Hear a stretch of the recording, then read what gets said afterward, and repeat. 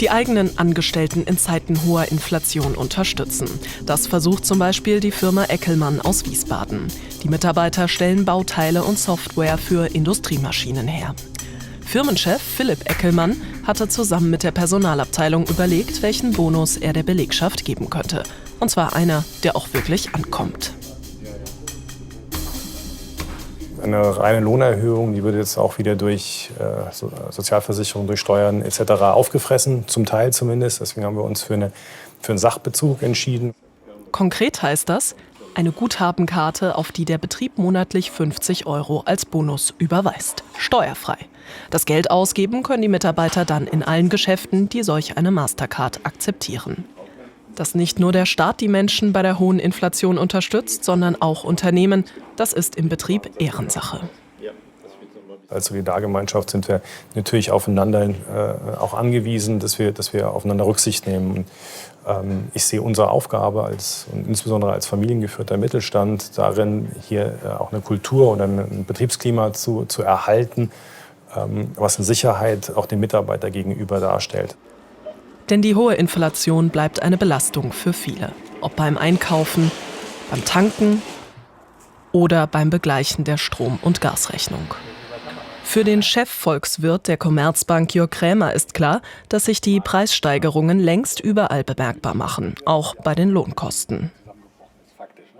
Das Ganze fing mal an mit höheren Energiepreisen, dann kamen gestiegene Materialkosten hinzu, wegen der Lieferprobleme, wegen des Materialmangels. Aber mittlerweile haben wir es zu tun mit einer breit angelegten Inflation, mit einem langjährigen Inflationsproblem. Die Inflation ist leider gekommen, um zu bleiben. Vor einem Jahr lag die Inflationsrate noch bei 3,8%, also etwa der Hälfte zu heute. Sie kletterte in den folgenden Monaten zunächst auf gut 5%. Dann folgte der Krieg in der Ukraine Ende Februar. Die Kurve stieg steil an, von 5,1 auf mehr als 7%. Seitdem ist die Inflationsrate auf etwa diesem Niveau geblieben, zuletzt bei 7,5%. Die Bundesregierung hat im Sommer gegengesteuert in Form eines Entlastungspakets, besonders für Pendler, Familien und Geringverdiener. Im ersten Entlastungspaket stecken zum Beispiel das 9-Euro-Ticket, der Tankrabatt, ein Kinderbonus, ein Heizkostenbonus für Sozialhilfeempfänger und das Ende der EEG-Umlage.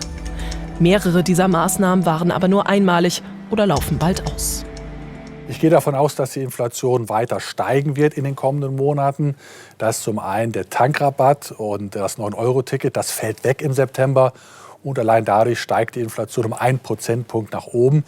Dann kommt die Gasumlage im Oktober, November. Das wird die Inflation um weiteren 1 Prozentpunkt erhöhen, sodass wir dann Oktober, November in der Inflationsrate, denke ich, doch deutlich über 9% stehen werden. Auch andere Ökonomen erwarten Richtung Jahresende einen erneuten Inflationsschub.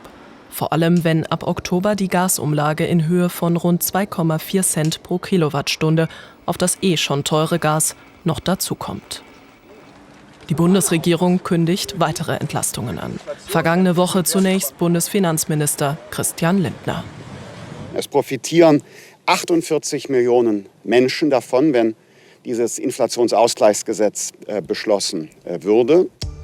Das zweite Entlastungspaket soll ab dem nächsten Jahr gelten und sieht vor allem den Abbau der sogenannten kalten Progression und eine Erhöhung des Grundfreibetrags vor. In seiner Sommerpressekonferenz kündigte der Bundeskanzler sogar ein drittes Entlastungspaket an, noch ohne Details zu nennen. Die Inflation zwingt zum Handeln.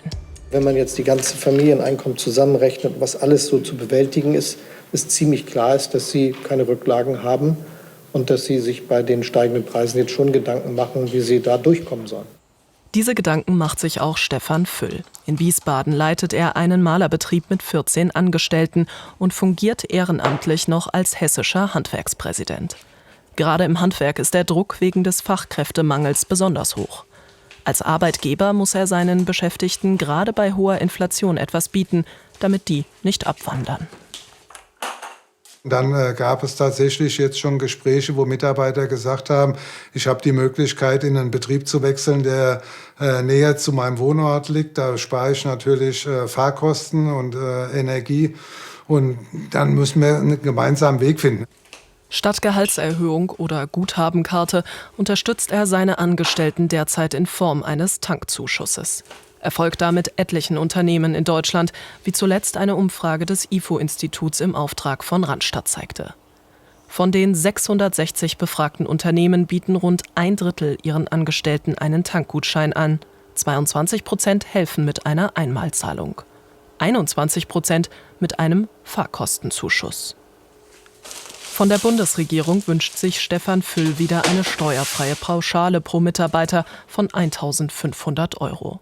Die gab es mal zu Beginn der Corona-Pandemie. Wenn die wieder eingeführt werden würde oder nochmal jetzt auch auf dieses Jahr neu verlängert werden würde, dass man sagen kann, man hat die Chance, 1.500 € steuerfrei auszuzahlen und die kommen auch in der Größenordnung beim Mitarbeiter oder der Mitarbeiterin an und sie verpuffen nicht, indem sie Sozialversicherungsbeiträge etc. davon abführen müssen. Das wäre eine Entlastung, die freilich auch nur solche Unternehmen anbieten könnten, denen es wirtschaftlich gut geht, wie zum Beispiel Eckelmann in Wiesbaden. Sollte im Winter eine Rezession kommen, wie manche Ökonomen erwarten, dann dürfte es den Unternehmen immer schwerer fallen, ihren Mitarbeitern einen Inflationsbonus zu gönnen.